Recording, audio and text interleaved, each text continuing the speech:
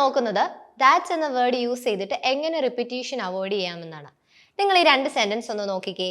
His mind is like the mind of a child. അതിന്റെ meaning എന്താണ്? അവന്റെ മനസ്സെന്ന് പറയുന്നത് കുട്ടികളുടെ മനസ്സ് പോലെയാണ് അല്ലേ? ഇതില് മൈൻഡ് എന്ന വേർഡ് എന്ത് ചെയ്തിട്ടുണ്ട്? 2 തവണ റിപ്പീറ്റ് ആയിട്ട് വന്നിട്ടുണ്ട്. ഇനി സെക്കൻഡ് സെന്റൻസ് ഒന്ന് നോക്കിക്കേ. His mind is like that of a child. മീനിങ്ങിന് എന്തെങ്കിലും വ്യത്യാസമുണ്ടോ?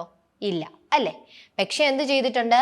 ദ മൈൻഡ് എന്ന വേർഡിന് പകരം നമ്മൾ ദാറ്റ് യൂസ് ചെയ്ത് മൈൻഡ് എന്ന വേർഡിന്റെ റിപ്പീറ്റേഷൻ ഇവിടെ അവോയ്ഡ് ചെയ്തിട്ടുണ്ട്.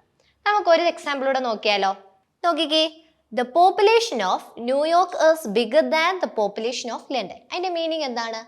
ലണ്ടന്റെ പോപ്പുലേഷനേക്കാളും കൂടുതലാണ് ന്യൂയോർക്കിലെ പോപ്പുലേഷൻ എന്ന് പറയുന്നത്.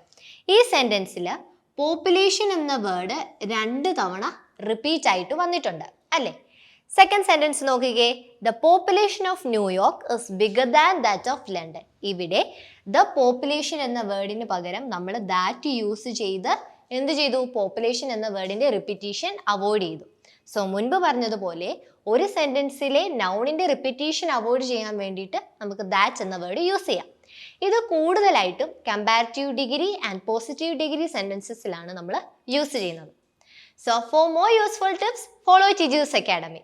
ഉറപ്പാണ് വിജയം.